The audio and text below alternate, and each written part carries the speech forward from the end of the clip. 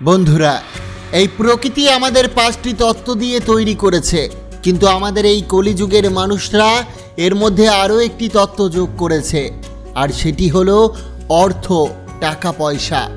অর্থ দিয়ে সব কিছু কেনা যায় না, এটা ঠিকই, কিন্তু এই অর্থ দিয়ে অনেক কিছুই করা সম্ভব। একবার এক সাধু তার উপদেশে বলছিলেন যে কখনোই অর্থের পেছনে দৌড়াবেন না, এটা হলো একটা মায়ার জাল, আর এই মায়ার জালে যে একবার ফেসে যায় সে সারাটা জীবন দুঃখে কাটাতে থাকে। সেখানে বসে থাকা সমস্ত মানুষজন এই উপদেশ শোনার পর করতালি দিতে থাকে, কিন্তু তারা এটা জানতো না যে ওই সাধু এই উপদেশ দেওয়ার জন্য অর্থ নিয়েছে। প্রকৃতপক্ষে এটাই তো মায়ার খেলা, যেটা এই দুনিয়ার অনেক কম মানুষরাই জানতে পারে, আর যারা একবার জেনে গেছে তাকে এই মায়া সফলতার শীর্ষে পৌঁছে দিয়েছে। বন্ধুরা, আজকের এই সময়ে টাকা পয়সা রোজগার করা যতটা কঠিন, তার থেকেও বড় কঠিন কাজ হলো সেই অর্থকে সামলে রাখা। এই দুনিয়ায় এমন অনেক লোক আছে যাদের কাছে কিছু টাকা হলেই তারা অহংকার করা শুরু করে দেয়, তারা অর্থের নিয়মকে জানেই না। আপনি হয়তো খেয়াল করে দেখেছেন যে সরস্বতী মূর্তি রূপে সবসময় বসেই থাকে আর লক্ষ্মী দাঁড়িয়ে থাকে।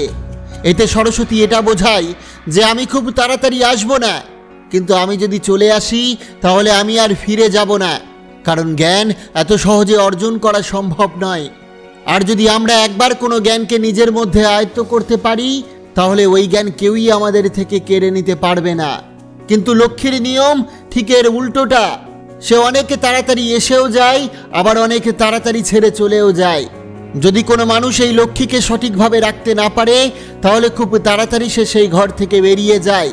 তাই আজ আমি একটি ছোট্ট কাহিনীর মধ্যে দিয়ে এমন 5টি খরচের কথা বলবো যেগুলো আজ থেকেই আপনাকে বন্ধ করতে হবে, তবেই আপনি অর্থের সঠিক নিয়মকে বুঝতে পারবেন। আপনি কত টাকা ইনকাম করেন সেটা গুরুত্বপূর্ণ নয়, আপনি যত টাকাই ইনকাম করুন না কেন তার মধ্যে আপনি এই 5টি জায়গায় খরচ কম করুন। দেখবেন ধীরে ধীরে আপনার ঘরের মধ্যে অর্থ জমছে, তখন আপনার নিজেরই মনে হবে যে সত্যি সত্যি লক্ষ্মী আমার ঘরে বসবাস করছে। আর ধনী হওয়ার সব থেকে প্রথম রাস্তা হলো এটাই যে নিজের খরচ যতটা সম্ভব কম করে দাও, আরও রোজগার করার উপায় খুঁজতে থাকো।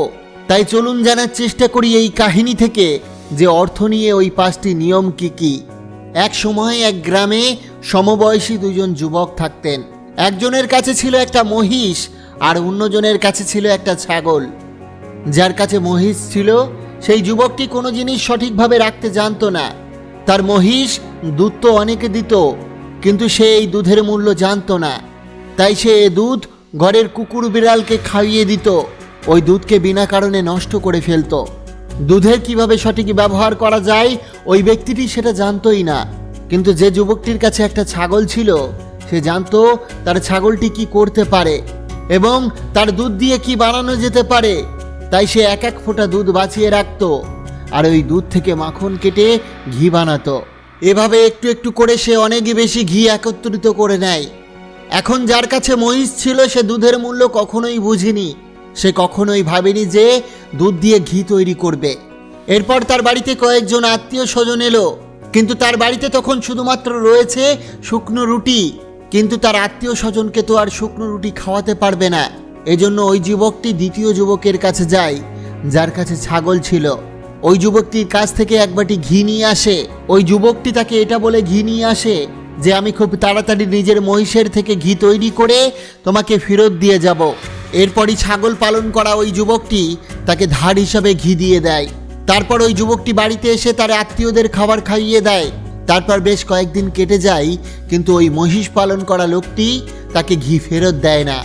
এমন করে দিন কেটে যেতে যেতে একদিন ওই ছাগল পালনকারী লোকটি ওই মহিষ পালন করা লোকটির কাছে যায় এবং তাকে গিয়ে বলে, তোমার আত্মীয় স্বজন আসলে তুমি আমার থেকে ঘি নিয়ে এসেছিলে, সেটা আমি ফেরত নিতে এসেছি।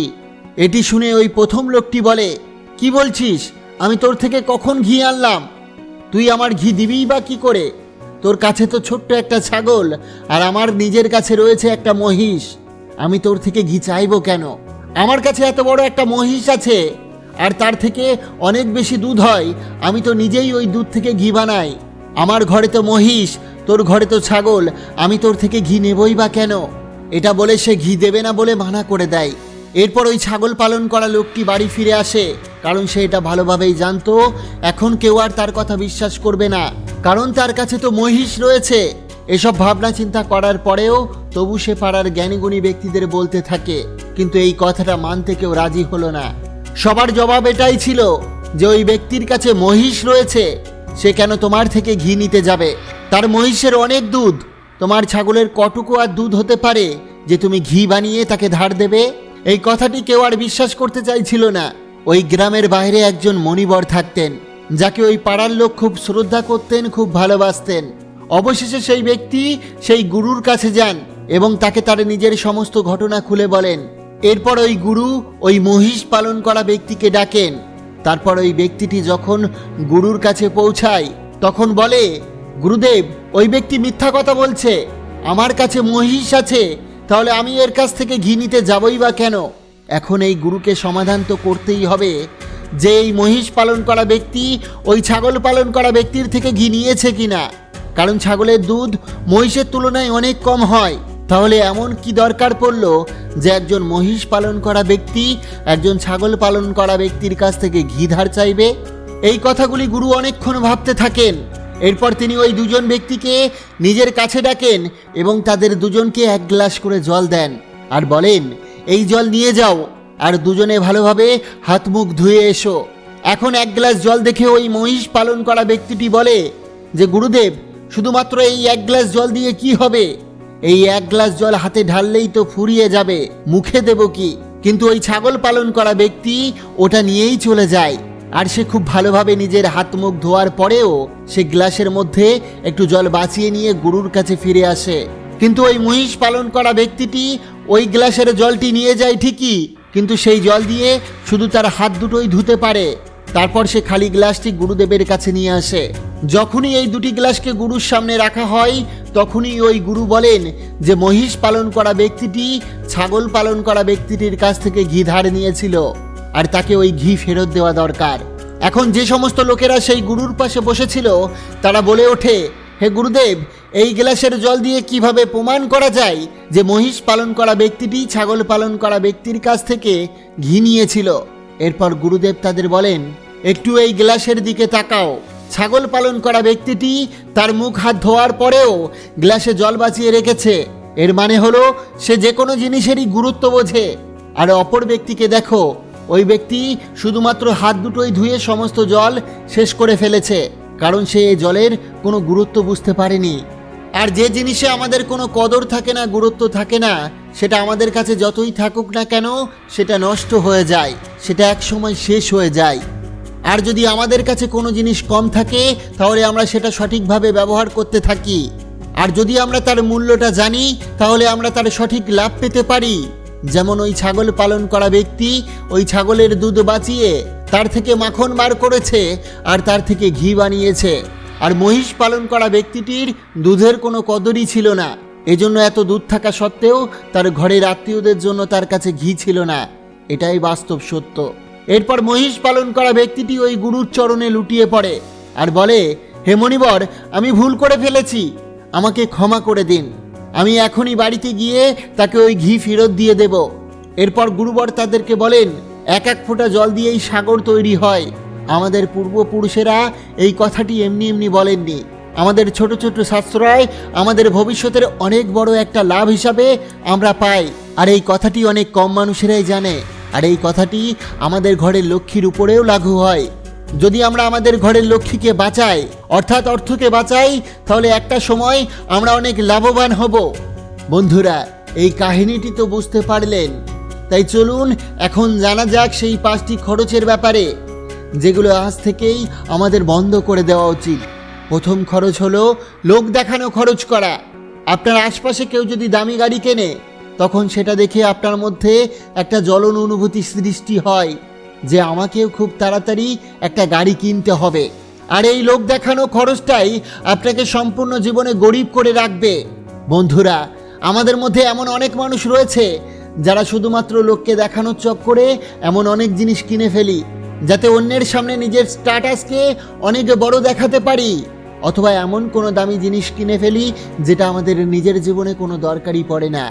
আর যখন কেউ তাকে এটা বোঝায় তখন সে বলে আমি কারো থেকে কম যাই না। তারা কখনোই এটা বুঝতে চায় না এতে করে শুধুমাত্র আমাদেরই ক্ষতি। যদি আপনাকে সত্যিই ধনী হওয়ার রাস্তায় চলতে হয় তাহলে এই সমস্ত খরচ করা সর্বপ্রথম বন্ধ করতে হবে, আর এই অর্থগুলোকে অন্য কোনো জায়গায় নিয়োগ করতে শিখতে হবে। আমি এটা কখনোই বলছি না আপনি আপনার শখ পূরণ করবেন না। আমার কথার অর্থ হলো যে জিনিসটি আপনার প্রয়োজন আপনি শুধুমাত্র সেই জিনিসটিকেই নিন। আপনি শুধুমাত্র সেটাকেই কিনুন যেটার অধিকতর প্রয়োজন আপনার। কাউকে দেখে বা লোক দেখানোর জন্য কোনো জিনিস কিনতে যাবেন না। দ্বিতীয় বিষয়টি হলো হঠাৎ করে ধনী হওয়ার ইচ্ছা ত্যাগ করুন। এখন আমাদের এই সমাজে নানান কোম্পানির নানান স্কিম আছে, সেই স্কিম থেকে নিজেকে বিরত রাখুন।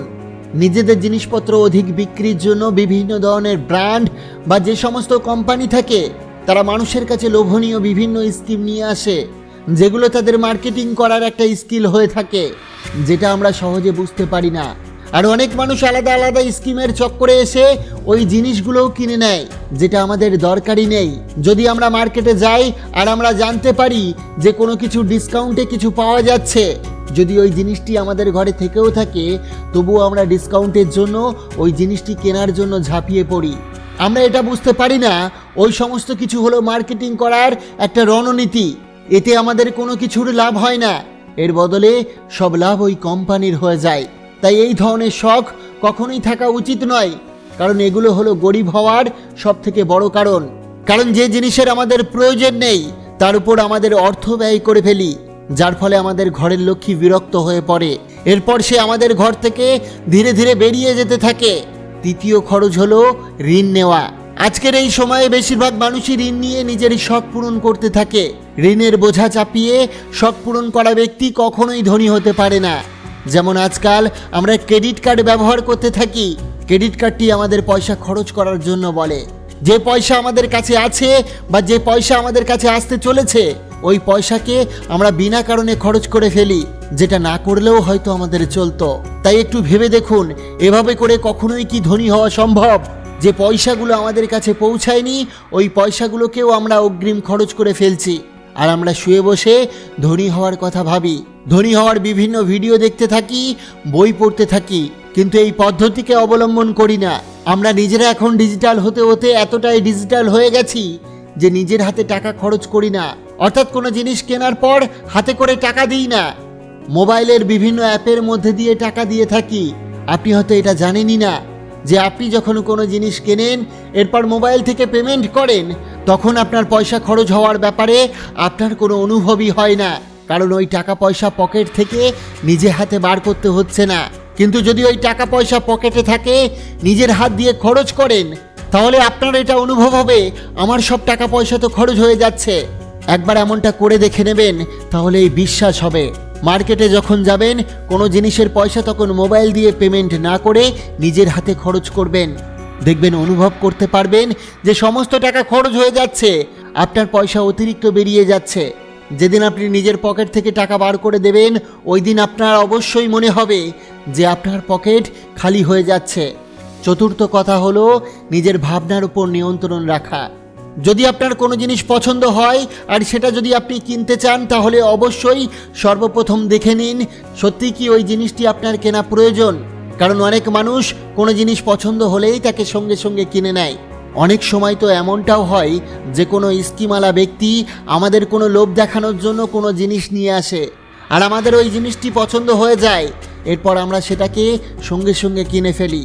তাই আমাদের ওই জিনিসগুলি নেওয়া থেকে বাঁচতে হবে, এর বদলে আমাদের ওই সমস্ত জিনিসগুলি নেওয়া দরকার যেগুলো আমাদের প্রয়োজন। আর পঞ্চম কথাটি হলো কখনোই শখ পুষে রাখবেন না। আপনি হয়তো এটা জানেন আমাদের এই দুনিয়ায় মুদ্রাস্ফীতির সব থেকে গুরুত্বপূর্ণ কারণ হলো আমাদের এই শখ। আজকের সময়ে একটা মোবাইল 10,000-এ পাওয়া যায়, আবার 2 লাখ টাকাতেও পাওয়া যায়। দুটোর মধ্যে পার্থক্য এটাই যে কোনো ব্যক্তির 10,000 টাকার ফোনের শখ, আবার কোনো ব্যক্তির 2 লাখ টাকার ফোনের শখ। এখানে ফুটে ওঠে মানুষের ধনী হওয়ার মূল তথ্য। কারণ যে ব্যক্তির কাছে দামি ফোন থাকবে তার চোখে মুখে ফুটে উঠবে সে ধনী। তাহলে এটা তো এক ধরনের শখই বলতে পারো। তার শখ আছে বলেই তাই তো সে দামি ফোন রাখছে। তাই তো এই সমাজে নতুন নতুন জিনিস তৈরি হচ্ছে যাতে মানুষের শখ আরও বেশি বৃদ্ধি পায় আর মানুষ সব শখ পূরণ করতে ব্যস্ত থাকে। তাই চেষ্টা করুন নিজের শখকে নিয়ন্ত্রণ করার, কারণ শখ পালন করে আমাদের জীবন চলে না। এর বদলে পরিশ্রম করে আমাদের নিজের অর্থকে সঞ্চয় করে আমাদের জীবন চলে। কারণ আজকের এই দুনিয়াতে টাকা পয়সাই হচ্ছে সব কিছু। যতই আজকের সমাজে কিছু মানুষ আমাদেরকে এটা বলতে থাকুক না কেন যে টাকা পয়সাই সব কিছু না, কিন্তু যদি আপনি তার জীবনকে সঠিকভাবে ধ্যান দিয়ে দেখেন তাহলে দেখতে পাবেন যে তার জীবনেই টাকা পয়সাই সব কিছু। সেই টাকা পয়সার জন্যই এদিক ওদিক দৌড়াচ্ছে আর জ্ঞান বেটে চলেছে, আর আমাদেরকে বলে টাকা পয়সার পেছনে দৌড়াবেন না। আচার্য চাণক্য বলেন, সৎ পথ ও সততার দ্বারা অর্থ উপার্জন করতে থাকা মানুষ তার প্রথম জীবনে দুঃখে কাটালেও পরবর্তী জীবন সুখ ও শান্তি হয়ে থাকে।